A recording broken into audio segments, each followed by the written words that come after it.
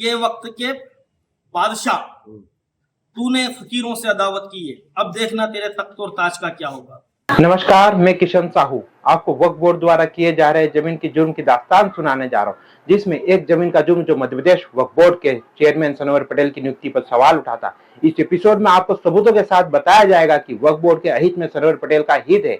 इससे पहले आपने पिछले एपिसोड में देखा कि किस तरह मध्य प्रदेश वक्फ बोर्ड दरगाहों की जमीन को हड़प कर अपनों में बंदरबाट करने की साजिश कर रहा है। इस साजिश को ई नीलामी के माध्यम से सरअंजाम दिया जा रहा है, जिसमें वक्फ बोर्ड द्वारा एक ऐलान करके उन जमीनों की नीलामी की जा रही जो न तो उसके स्वामित्व की है और न ही उसके कब्जे में है।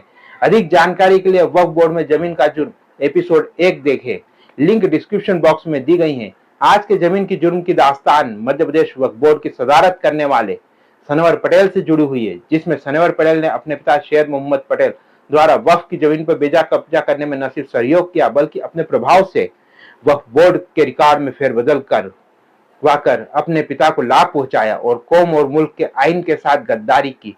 वक्फ संपत्ति से होने वाली आय का उपयोग यतीम, बेवा, मिस्कीन, दिव्यांग लोगों के हित में किया जाना चाहिए, लेकिन जमीन के जुर्म में पीएचडी धारी सनवर पटेल अपने घर भरने में लगे हुए सनवर मानते ही नहीं है। इस आपराधिक षड्यंत्र का खुलासा आईएएस अधिकारी निसार अहमद, तत्कालीन मुख्य कार्यपालन अधिकारी वक्फ बोर्ड द्वारा लिखे उन पत्रों से होता है जो उन्होंने साल 2014 और 15 में लिखे थे। यह पत्र सतपुड़ा भवन और वल्लभ भवन भेजे गए। देखिए उन पत्रों की फोटोकॉपी, आप इनका स्क्रीनशॉट भी ले सकते हैं।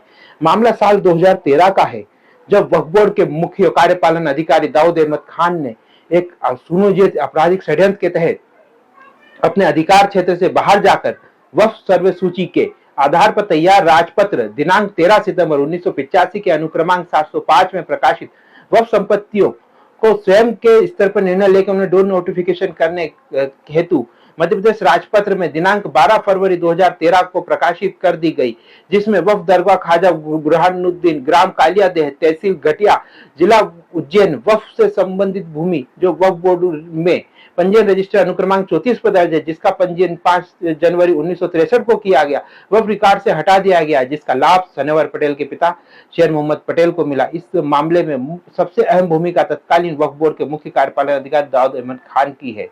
इस पत्र में अनुभवी आईएएस अधिकारी निसार अहमद शासन से दाऊद अहमद खान के विरुद्ध आपराधिक अभियोजन की कार्रवाई की मांग करते हुए उन्हें निलंबित करने की गुजारिश करते हैं।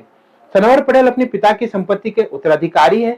सनवर के पिता शेर मोहम्मद द्वारा वक्फ की जमीन हथियाने के मामले में जब बोर्ड उनके खिलाफ हाईकोर्ट में गया तो सनवर पटेल को वक्फ बोर्ड का चेयरमैन कैसे बनाया जा सकता है। उल्लेखनीय है कि जब सनवर पटेल मध्य प्रदेश हज कमेटी के सदर हुआ करते थे, तब दाऊद अहमद खान वक्फ बोर्ड और हज कमेटी के मुख्य कार्यपालन अधिकारी थे। उस समय वक्फ बोर्ड का कोई चेयरमैन नहीं था, प्रशासक ही सारा कामकाज देखते थे। ऐसे में सनवर पटेल ने दाऊद अहमद खान से सेटिंग करके अब वक्फ के रिकॉर्ड में हेरफेर कर अपने पिता को लाभ पहुंचाया, जिससे जमीन उनको चली गई। जिसके बाद मामला शासन के संज्ञान में आने के बाद से आज तक वक्फ बोर्ड सनवर के पिता के खिलाफ हाई कोर्ट में इंसाफ मांग रहा है। ऐसे में सनवर को मध्य प्रदेश वक्फ बोर्ड का चेयरमैन बनाया जाना सरकार की कार्यप्रणाली पर सवाल उठाता है। कैसे उस व्यक्ति को वक्फ बोर्ड का चेयरमैन बना दिया गया जिसका हित वक्फ बोर्ड के अहित से जुड़ा है, जहां एक और वक्फ बोर्ड लोगों की जमीन को अपनी बताकर वो लोगों को सालों अपनी ही ट्रिब्यूनल में चक्कर खिलाकर प्रताड़ित करता है, वही सनवर के प्रभाव से वक्फ की असली संपत्ति लूटने देता है। ऐसे में शासन को चाहिए कि सनवर पटेल को पद से हटाकर उसके द्वारा किए गए सारे फैसलों की समीक्षा की जाए, जहां भी दोष पाया जाता है उन मामले में दोषियों को सजा दी जाए। चलते चलते आपको मुजावर सेना के द्वारा भोपाल में की गई बैठक पर स्थानीय पत्रकारों द्वारा की गई चर्चा के कुछ अंश के साथ छोड़ जाते हैं। अंततः वक्फ बोर्ड की लड़ाई अब सड़कों पर आ गई और वो व्यक्ति सड़कों पर आ गए जिनके बुजुर्गों ने उनको ये जमीनें अलॉटमेंट की थी, जिनके रिकॉर्ड रेवेन्यू रिकॉर्ड में और पुराने रिकॉर्ड में इंदराज हैं। उसी को लेकर एक बड़ा समूह जिसका संबंध बुजुर्गों, औलियाओं, सूफियों से है, वो लोग अब वक्फ बोर्ड के खिलाफ आर पार की लड़ाई में सामने आ चुके हैं। उसी का एक नमूना है शेर मोहम्मद। हम उन्हीं से पूछेंगे कि उनका मकसद क्या है, हम उन्हीं से पूछेंगे कि उनकी झगड़ा क्या है, हम उन्हीं से पूछेंगे कि वक्फ बोर्ड की हकीकत क्या है, हम उन्हीं से पूछेंगे कि उनके साथ कौन कौन लोग हैं और क्या क्या मामला है। नाम बताइए। शेर मोहम्मद सर रतलाम से। हाँ, हम आज समाज को एक जटम पर बिठाने के लिए भोपाल में भी हमारी काफी तादाद में समाज के लोग उनसे मशवरा भी हुआ है कि मुजावर होता है, सिया हो, सुन्नी हो, या जो भी दरगाह पे खिदमत कर रहा है, इमाम बाड़े पे खिदमत कर रहा है, कब्रस्तानों पे खिदमत कर रहा है, जो भी है वो मुजावर है। उसमें वली मंसूरी हो, कोई भी समाज का हो, समाज का बंधन नहीं है, वो मुजावर हो। उस मुजावर के ऊपर ये जो तालिबानी फरमान इन्होंने जारी किया है कि कृषि भूमि की नीलामी हम भोपाल में संभाग स्तर पे करेंगे, और इन्होंने समय भी कम दिया। 7 तारीख को उन्होंने लेटर जारी कर रहा था और 11 तारीख से इन्होंने नीलामी करी संभाग स्तर पर। तो हमने जब इससे जैसे मालूम पड़ा, समाज को इकट्ठा किया है हमने, और इनके खिलाफ हमने राज्यपाल महोदय को, सनावर पटेल साहब जो हैं, उन्होंने कहा तालिबानी फरमान है क्योंकि वो बोर्ड अभी अनकम्प्लीट है। मेरी जानकारी जो मैंने जुटाई है उसमें 3 सदस्य है, वो भी शासकीय प्रशासकीय। मतलब बोर्ड का मतलब होता है हितों की रक्षा करना, मुजावर परिवारों की सुरक्षा करना, जो लोग उनसे जुड़े उनके हकूक अधिकारों के लिए आवाज उठाना। पर बोर्ड उनका कहना ये है कि ये मुजाहिर लोग वक्फ बोर्ड की जमीन को खा रहे हैं। नहीं साहब, वक्फ बोर्ड ने हमको कोई जमीन नहीं दी।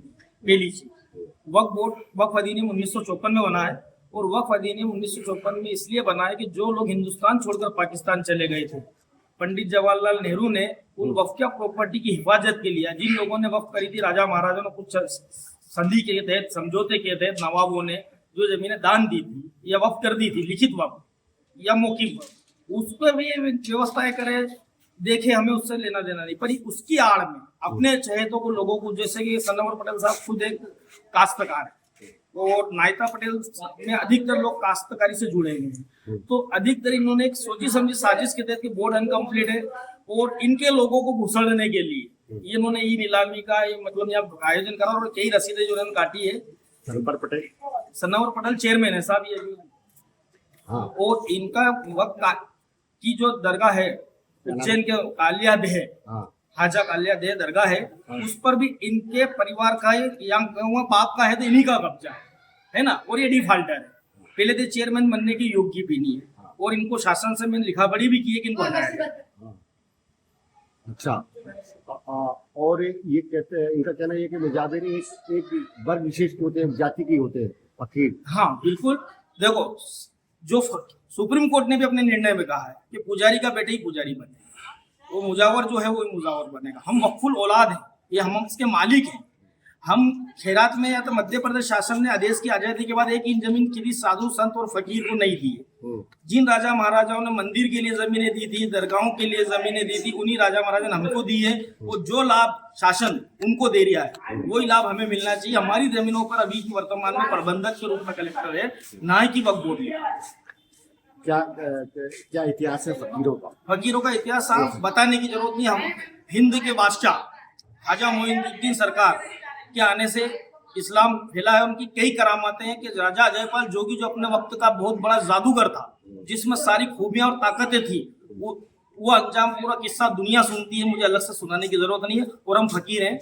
और सनावर साहब को एक शेर के साथ एक ही बात कहूंगा कि वक्त के बादशाह, तूने फकीरों से अदावत की है, अब देखना तेरे तख्त और ताज का क्या होगा।